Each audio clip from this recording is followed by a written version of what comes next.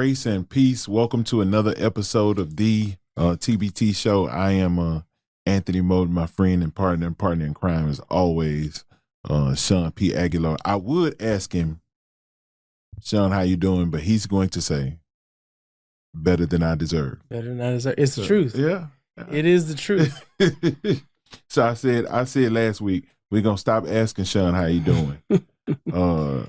It's good to be back with you guys again this week. And if you are subscribed to our YouTube or Apple Podcasts, you've been seeing slow increments of last week. Please check out that whole show. There's so much content that we covered that I would love to get your input and commentary on as well. So this week, there's a couple other things that we want to touch on. And again, subscribe, share, like, no matter what the platform is. We have some guests coming up in the weeks to come that I can't wait to have conversation with. So definitely stay tuned to what we have coming up. So there's a couple things that we want to discuss this week. And I know this first one is like beating a dead horse, but it's so incredibly funny. It's the gift that keeps on giving, buddy. The gift that keeps on giving. It is so incredibly funny. So, so last week we recorded, we were leaving, and I get a, bling on my phone, look at my phone, whatever, and it's this Instagram story of Bishop Lamar Whitehead was a guest on D.L. Hughley's show.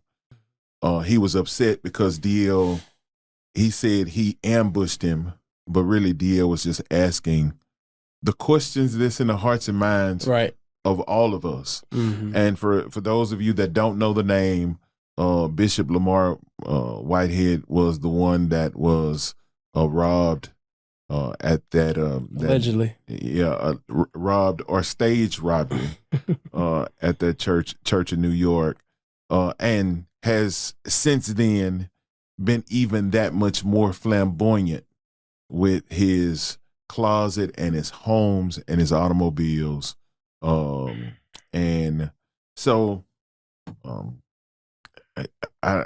anyway, so he goes on D.L. Hughley show. D.L. asks him those questions that we all want to know, because again, it just seems fraudulent, and the fact that he has that in his personal history, makes you ask those questions. He felt like he was being ambushed.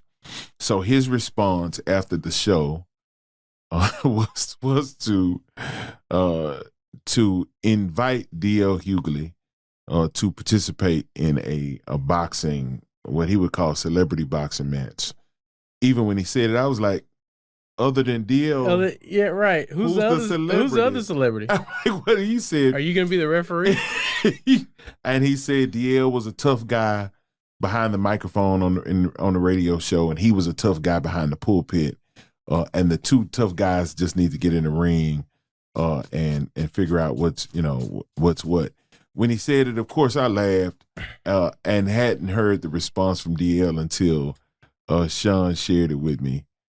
D.L. is so, and again, I'm thinking in my head, like, and I said, when we were talking about it that day, I said, why go at D.L. like that? He's going to make you look silly. He's super funny to me. One of the funniest, off the cuff comedians ever. And then it's just somebody you just don't want to go at that with.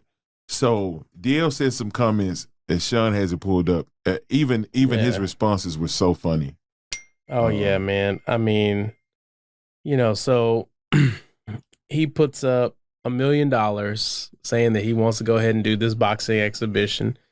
So DL said two things. One thing, he made fun of him for his how he was speaking and that it seemed like he was spitting in the camera. So he was commenting that, he's spitting all over the screen, old suffering succotash, if you remember from the old cartoons back in the day. And then he asked the question, what pastor can put up $1 million right now? Here's my favorite part. Reading from the book of Scamulations, # beware of false prophets. I love it. I love it. Scamalations. Scamalations. And since he's made his entrance into the public eye, I need to do something better with my time. And so there are times when I'm, shutting down for the night, and I always go and watch, other services, and you try to be, encouraged or enlightened or just looking for something to laugh at. And so I watched the bishop's last few sermon spotlights. That church for him is a tax shelter. Gotta be. He has not read the Bible. He hasn't studied the Bible. No. So he made some comment last week, and one of his members was trying to correct him. And he said, I know what I'm doing. Just stop. I know what I'm doing. If God let me make that mistake, is because he wants, me to go a different direction or something. Wow, I hadn't seen that one. It's horrible. Oh, man. It's horrible. Wow. It's horrible. And then that's why I say, like, the church has become the joke to everybody, because those are the personalities that, that get highlighted. And, Of course. Well, he's a, and I think I said this before, he's a caricature of several negative black preacher stereotypes, just all rolled together. Yeah. The pulpit pimp that's flashy, that doesn't have any real training or grasp of theology, anything, and just fleecing the flock. Yeah.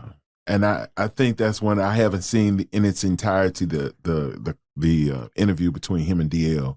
Right. But DL charged him on a couple of things too. Right.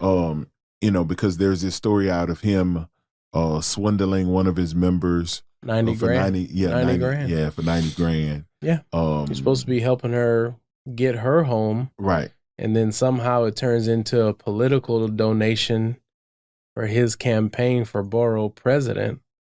Of which went up and down. Right. Like, and so, and that's not how political donations are given. No. And her family is believed who's pursuing it. And so DL just asked them those questions that, what say you? Yeah, I mean, and again, we don't want to, believers aren't far from, perfect, but right. we aren't swindlers. Right. We don't read from scamalations. DL's funny, man. That's funny. Oh yeah. Scamalations 4 and 5. And so that,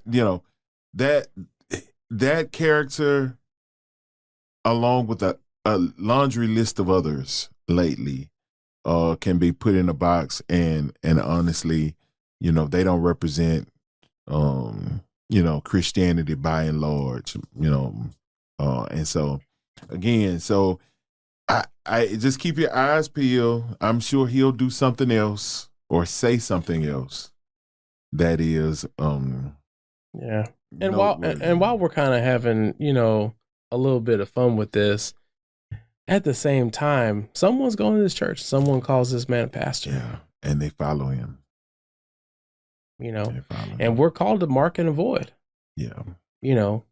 People that are out here doing crazy stuff. I mean, we're talking about it on the one hand on a lighter note, but also at the same time, there is a legitimate call that needs to be heeded by believers to mark and avoid these type of false teachers, false prophets, and, warn and teach other people. Right. That, hey, don't go that way.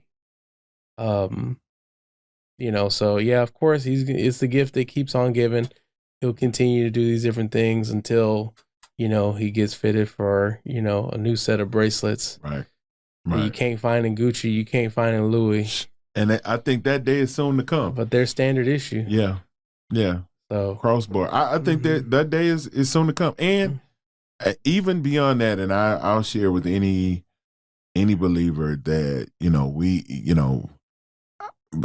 we trust the pastor to teach us accurately or whatever, but study to show yourself approved. So Be a Berean. You judge the presentation by your own study. Yeah. And so guys like this wouldn't have a foothold in our culture if we did a good job of studying God's word for ourselves. So absolutely, that that's it. I just thought it was extremely funny. And if you're like me and you like to laugh every now and then, follow him on Instagram. I'm telling you, he says stuff sometimes be like, he can't be for real, but he in his heart, he's funny. Because he says it and he believes it. It's just crazy. Something else that came up not too long ago, I believe yesterday. This ex Louisville police officer that was in the middle of the Breonna Taylor situation has just pled guilty to lying. Pled guilty to lying about the search warrant. I've read pieces of it. Shawn, do you? So basically, Kelly Hanna is the name that I was looking for. And so basically, they falsified information in order to get the search warrant, so that they could do the no knock, which ultimately led to her death and injuries on the part of the boyfriend. Yeah, and his incarceration for a while. Correct. And so, again, I don't know. And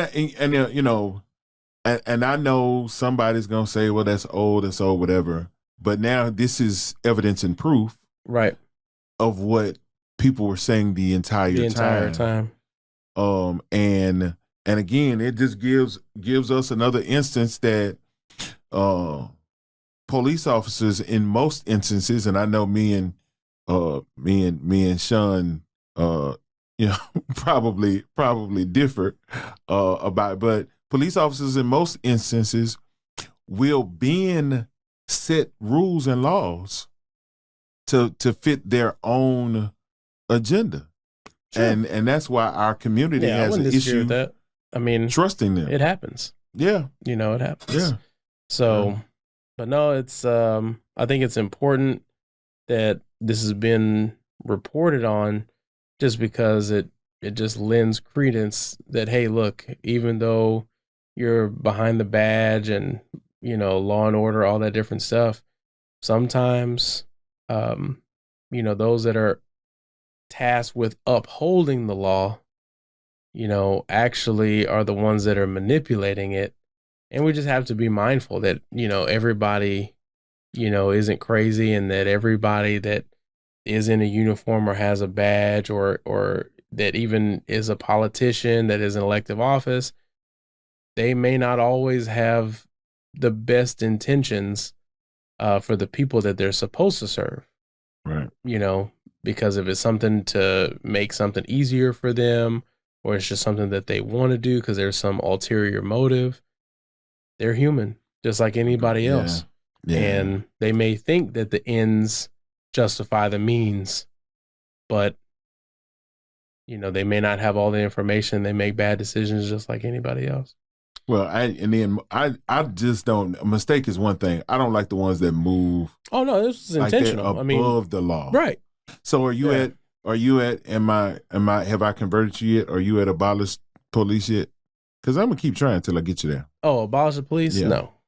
I'm gonna keep trying. No, we're not abolishing the police. I mean, there's.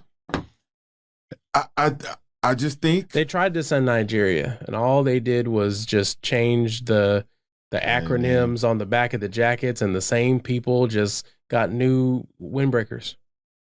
So you abolish the police, but you have to have some type of peacekeeping force that has the authority to use deadly force if necessary in order to enforce our laws. Laws are meaningless without enforcement. I agree, and I think they're also meaningless if the people who are going to uphold them are not going to abide by them. Well, I think this is a step in that direction. I think that we've seen recently a series of verdicts that have, I would say, put people in law enforcement that they might think twice, about doing certain things. You think? Yeah, because think about it like this, man. Before you could get away with stuff, you ever seen the movie Life? Of course. Of course. Okay. If there were cameras and instant Facebook Live and all the different stuff, you think old boy would have got it that way in the barn? Yeah. No, I mean, and of course it would have been better. And even like now, I think it's better than it was then. But when a cop does something wrong, who polices the police? Internal Affairs. And that's it's just other police. Like, right. And they're not going to say, we are wrong. It's the what do they call it? The blue wall of silence or whatever it is. Whatever. Like they're not going to tell on each other. Right. So okay. So what is going to be now? Here's my question: what is going to be her punishment for lying? Because again, we just said at the top what her lies led to. Mm-hmm. Damage. Not just their house was shot up, but the house, next to them on both sides was shot up, whatever. This Breonna Taylor lost her life. Correct. And, he was incarcerated for some time and they were going to string him along for a while if he wouldn't have got the aid of some other parties. But, all of this happened because, it started there. So what is her punishment going to be? I just don't like the fact that, the cops are policing the cops. So that opens the door for cops to do stuff that they wouldn't do if there was some other structure of oversight.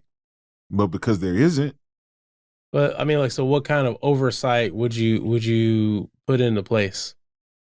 Community oversight. So you take a city like Houston, mm-hmm. and maybe a couple lawyers, maybe a couple doctors, a couple pastors, mm-hmm. and all you get is the evidence of, or the layout of this is what happened. Mm-hmm. Because if there was something other than police oversight, then maybe they wouldn't do some of the stuff they do. Well, we do already have that. I mean, that's what the mayor's office and city council does. I mean, that's who they're accountable to. I'm just telling you. Okay. Here's the problem. The thing is, you run into a biblical issue with Romans 13 saying abolish the police. It's going to be, I'm interested to see how you square that circle. I'll find a way. I'll tell you, I got two sides that fight, Well, I mean, here's the deal. So there's no authority except from God, and those that exist have been instituted by God. I mean, okay. Okay. If you do wrong, be afraid, for he does not bear the sword in vain, for he is the servant or minister of God, and avenger who carries out God's wrath on the wrongdoer. Therefore, one must be in subjection, not only to avoid God's wrath, but also for the sake of conscience. Okay, so are we saying that every police officer is ordained by God? No. That's not. That's not what it says. Okay. Authority. Okay. So every police officer has delegated authority. They're not. Okay. They're not the authority. That's why they say I'll call the authorities. Okay. Does that make sense? Yeah. So, each police officer only has authority that's delegated to them. It's the institution that has the authority that's been set up. Does that make sense?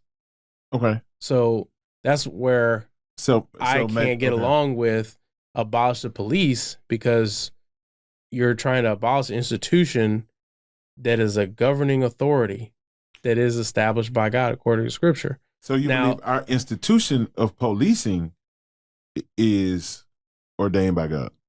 Well, in terms of any type of, in terms of just the overall government, they're an extension. They're the enforcement. They're law enforcement. So now the thing is, if you want to go into, I'm going beyond American policing. Okay. You would have to. You see what I'm saying? Correct. American policing. America wasn't around at the time that Paul wrote Romans 13. Right. So, I can't let my current culture and context impact how I interpret Scripture. So with that, yes, there's a quite checkered past in terms of how policing was started, especially in the American South, in terms of, slave catchers and things of that nature, blah, blah, blah. But if we look at just the overall institution, you have to have some type of peacekeeping officer, because otherwise you have martial law, where we have the Army, the Marines, so on and so forth in the streets. And that's not, I don't think that's where we want to go, is to martial law, where the military is law enforcement. So you have a separate institution that is designed to enforce laws that's not military, because we're not at war. So it's a peacekeeping officer. Now, are some individuals, take liberties that they shouldn't take and act on prejudices that they have? Of course they do. And we'll never get rid of that, because in order to get rid of that, you got to get rid of humans. So if you had to guess, what would you say you think the percentage is of good cops versus? We can't. I mean, you can't even begin to guess a percentage of good cops and bad cops, because first of all, a lot of this stuff is situational. You could have a guy that's extremely racist, but he's behind the desk and he never has the opportunity to act on his racism. Number one. So what about the bad cop that never does anything bad, mainly for a lack of opportunity? Or what about the good cop that does something bad, in your view, after you get to make a cup of coffee, watch the tape 3 times, but he had to make a split-second decision? I just think, and you see more of it. You see more of it, and you see more of it in Black and brown communities. Correct. Where cops are, and even beyond racism, cops are just, it's almost like seeing a teacher that does it because they believe it's a calling, and seeing a teacher that does it because they need to put food on the table. Mm-hmm. Even though their practice is going to be the same, their passion is going to be different. Right. So you run into cops who have short tempers already. Mm-hmm. The worst thing you could do, and I have 2, African-American sons. Right. Worst thing you could ever give do. Give them a badge and a gun. And worst thing you could ever do to a cop is recording. Right. Or, he do what I say because I say do it. That kind of, like, so I believe we'll never get it right because the very institution of policing is jacked up. And so in order to fix it. Well, so is government. I mean, you see what I'm saying? But at the end of the day, government's also, it says, let every person be subject to the governing authorities. That means there's multiple different levels of human government that's there. And I mean, here's the deal. All you got to do is hang out till the rapture and come back for the millennial kingdom, and you don't have to worry about police. But while we're here on earth, in this present hour, in this present age, this is what we got. And we got to make the best of what we have while we have it. But it will never change. And it doesn't matter what acronyms you change. It doesn't matter if you put certain people in certain positions of power, because power corrupts and absolute power corrupts absolutely. So at the end of the day, people, even that are well-meaning, they get put into certain positions. Then the weight of the position falls on them. Does that make sense? And then they have to do what they need to do in order to, protect themselves and further the department or further the institution. Or there's a bunch of things that they didn't realize you know, as far as how the real world works. Right. And you know, they have to confront some brutal realities that they didn't have to confront before they actually sat in the chair. You know, Right. so I think that, I mean, the whole percentage of this or that, I mean, I think it's an impossible task. I get it to try and to measure that. I have some police officer friends that I consider friends and allies and whatever. I'm a part of PACA, Police and Clergy Alliance, but I've been in my community long enough to know if I've run across 10 cops, I'm just talking about not in PACA, but just in the flow of life. Yeah, 8 or 9 of them were mean, evil, or short-tempered. That's just too high of a. Well, man, but, I mean, but I did get pulled up. Now we live in Cypress, so I did get pulled over in my neighborhood before, and he was the most pleasant guy ever. And that's where I think that source selection comes into play, hiring the right people, because I never interacted with any police officers in my childhood, like in my neighborhood where I grew up. And we didn't grow up that far away from each other. Okay. But when I moved out into the wider world and I went to, certain areas that are, more suburban, that's when I had interactions with law enforcement. Every single interaction, super pleasant. Never had an issue. And I've been stopped by a sheriff while I had a loaded firearm in the car. Yeah, this happened a couple times. We get stopped on Homestead. Well, get stopped on Mesa. I try to not make a habit. Get stopped on Tidwell. Because I am on Homestead. Yeah. I am on Tidwell. Yeah. I am on these streets. And I try to make it a habit to not get stopped. And thankfully by the grace of God, I haven't been, I haven't had a law enforcement interaction in many years. Oh yeah, many years. You ain't on Homestead enough. Come ride with me. I'm gonna pick you up. Come on, let's go. Yeah. We're gonna ride up and down Homestead and see. Let's go, buddy. I just think, I get it, but it could be better, and I think the only way it can be better is to tear some stuff up first. And that just it is. I mean, is what it is. Move fast and break stuff. That's fine. Yeah. But I mean, just take into account the reason fences are built. Don't tear down a fence unless you understand why it was put up in the first place. Because you may not like what's on the other side. Yeah. I'll take my chances. Because I mean, I know we're in Texas, and I know everybody thinks that we, ride horses to work and spurs and all this different stuff. I mean, if you want to be the Wild Wild West, I mean, it can happen, but then you may not like the taste of that, where you got to worry about, handling protection yourself, and you don't have civil servants that take care of it for you. Yeah. We'll pick this up another time. Yeah, no, I hear you, but I'm not saying that any particular department is perfect or anything like that by any stretch of the imagination. I think everybody knows that. It's not near perfect. Right. It's like, to borrow a term from Kevin Samuels, average at best. I wouldn't even give it average. Well, I mean, I think that there's some that are better than others. I think we can agree to that. Yeah. There are some that are better than others. I'm talking about exclusively Black and brown communities. Mm-hmm. So my experience Northwest Houston has been different than my experience Northeast Houston. So it's almost like, and I'm not saying this is what it is. We'll move on, but it's almost like taking the most short-tempered police officers and putting them in the worst communities. Well, you realize that's usually where they put the rookies. And then now everybody you stop is a criminal. Well, and also I think part of that does come from the less tenured officers. That's kind of how it works. I mean, you got to earn your stripes, and you don't start off in River Oaks.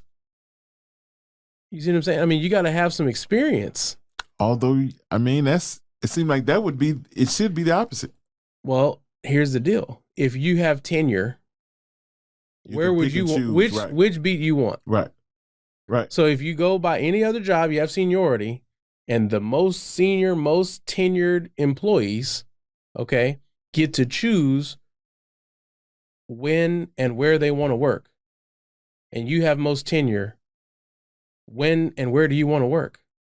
I mean, I want to work 9 to 5. Yeah. In River Oaks. Yeah. It makes sense. I mean, it makes sense from the perspective of the officer, not from what's most needed. I get it, but I'm just telling you, they have a workplace just like everybody else. They got the schedule tacked up right by the coffee machine, just like everybody else. Does that make sense? It's a job. Yeah. It's a job. And they clock in, they clock out. And something else that we could, discuss at a different time too. Sure. And we probably need to go back to community policing. Like, because I went to school with guys that went on to be police officers, and then they put them in communities. Like, it would be great to have those guys in the communities they grew up in because they know them well. Agreed. But, I agree. But then you got to change all kinds of laws of, where funding comes from and all that different stuff. And it's just like schools, just like anything else, right? The area funds the area instead of putting all the money in one big pot and then distributing it as need right. Throughout the state. But no, that's why you have nicer schools, nicer roads, nicer this and nicer areas, because that's where higher income people live that pay taxes, so on and so forth. But we don't have a system where everything goes into one big pot and then, okay, let's look at the areas of need, Right. So, but yeah, another time perhaps. Yeah. I'm gonna keep trying till I get you there. I'm gonna have him wearing a Abolish the Police T-shirt before it's all over with. I got you. Speaking of police, right. The social media police are out on the beat. Facebook, Instagram, and now TikTok have all banned the content creator Andrew Tate, a one-time kickboxing champion that has styled himself as a guru of sorts. He is banned based on what some people had labeled him as the king of toxic masculinity. And this is just, I've heard him say some stuff that made me cringe. Yeah, he said some off-the-wall stuff. He said some off-the-wall things. But I respect his right to say it. Correct. And so, and now again, this opens Pandora's box, or, now if everybody we disagree with has to be quiet, then, how far do we go?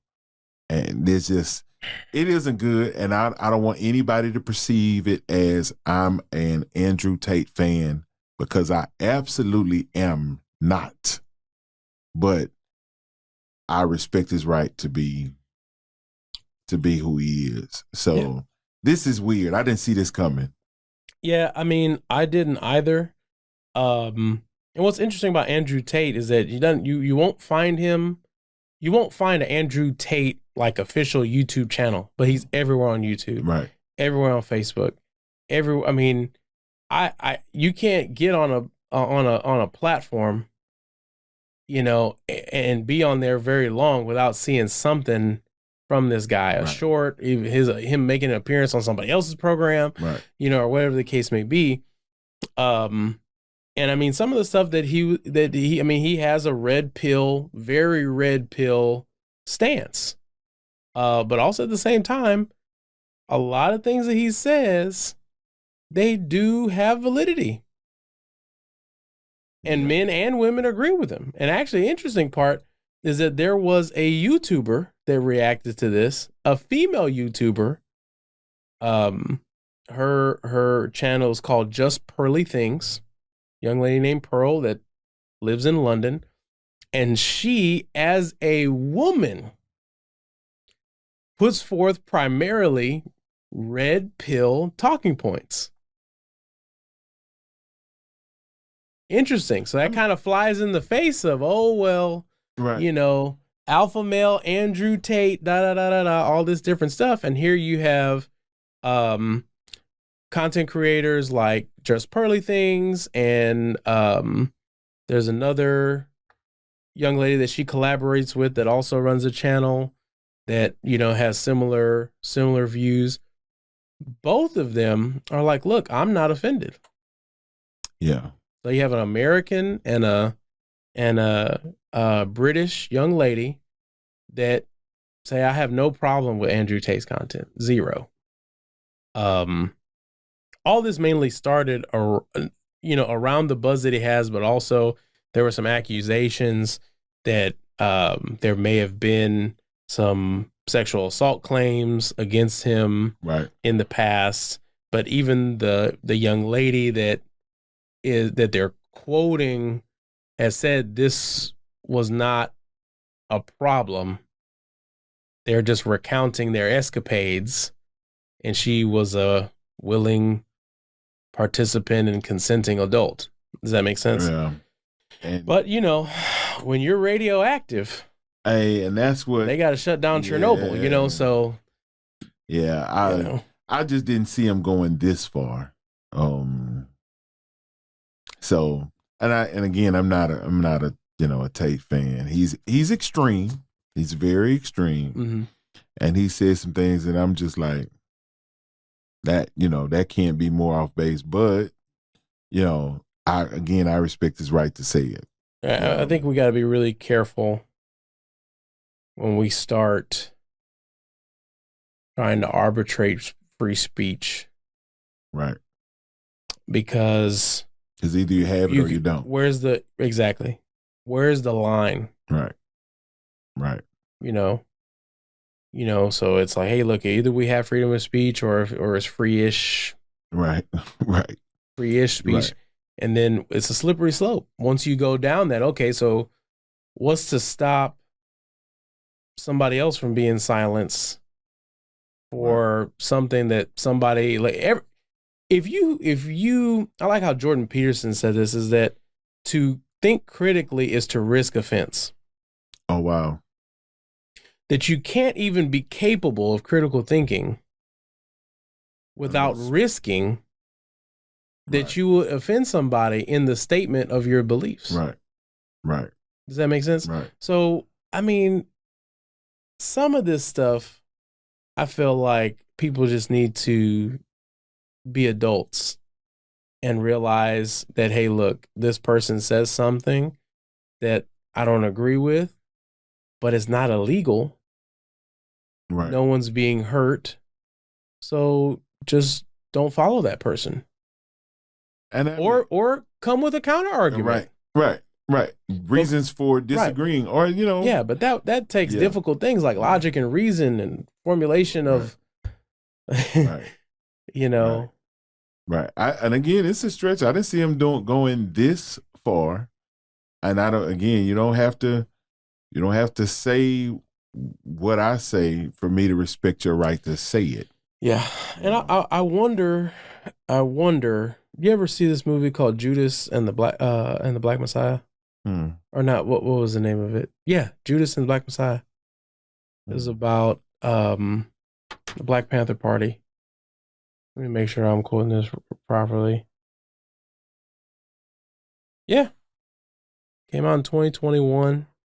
The guy from Get Out, Daniel Kaluuya. Okay. Yeah, he was in there. And it's about Fred Hampton. Fred Hampton was a leader in the Black Panther Party. And he was ultimately killed in a raid by the FBI. The FBI was like really on Fred Hampton, right? And so the movie kind of develops around the FBI agents, the thought process that that they are constantly looking for messiah figures, people that can be a lightning rod of social change, unrest. And they monitor these people, and action is taken to eliminate their influence before they get to a point. Makes sense. Where they can upset the apple cart, if you will, the natural order of things. Right. And so this can be done now. Back in the day, it was done the old fashioned way, up close and personal, and you just eliminate the person's existence. They're deleted physically. Does that make sense? Right. Nowadays, you don't really have to delete somebody physically. You can assassinate their character. Right. You can silence them. You can do all these different things. Not saying this is the case, but just in light of that, I wonder if he's been targeted by whether it's corporations or whether it's, a government entity that's just like, you know what, this dude is saying some things. And he probably was targeted. I don't think he was a lightning rod like that, though. But again, how do you make sure that it doesn't happen? You kill it in the crib. Yeah, I mean, yeah, I get it, but I don't think anybody viewed him to a threat to that level. Well, maybe not to the threat of a Fred Hampton. Does that make sense? Yeah. But at the end of the day, it's not just him, it's what he represents. Right. He's just at the tip of the spear. Same thing with Kevin Samuels. He was the lead black voice surrounding, if you want to look, call it red pill, or you want to look at, awareness of men's issues, whatever the case may be. So in his passing, that creates a vacuum. Right. Here comes another guy that becomes the new king of content in that arena. Right. That's saying things that he was saying things that gets people to think, and you get people that are upset on the other side. More upset than think. You see what I'm saying? But it's because you got to understand what he upholds, what he's attacking. Right. And this would have been a very, very busy time for him with everything that's going on in, entertainment. Art imitates life. And, you got, Hulk Hogan, who's finna be not Hulk Hogan, the Hulk. Oh, yeah. Finna be the She-Hulk or whatever they finna call it. She-Hulk, attorney at law on Disney Plus. Yeah. And, Woman King and those type of. Now that's an interesting one to me. It now She-Hulk, I understand, because that was actually written in the comics back in the day. That's not a new concept. That they didn't create She-Hulk right now. Right. It was created then. I think that like the way the culture has changed now is the perfect time to be like. Then it was right, not a major character. Yeah, right. More traditional roles of women, so it wouldn't have been It wouldn't have been pushed as hard, whatever, or even promoted.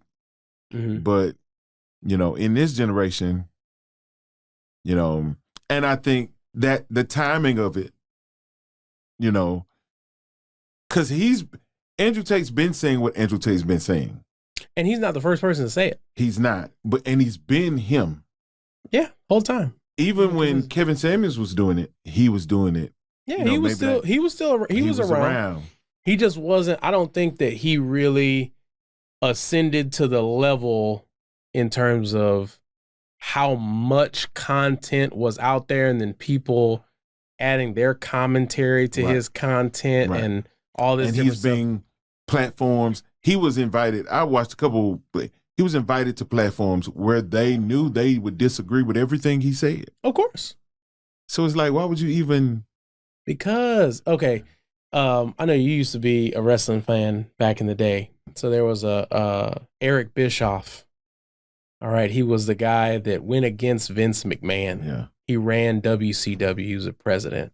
And he also has another quote. He said, controversy creates cash.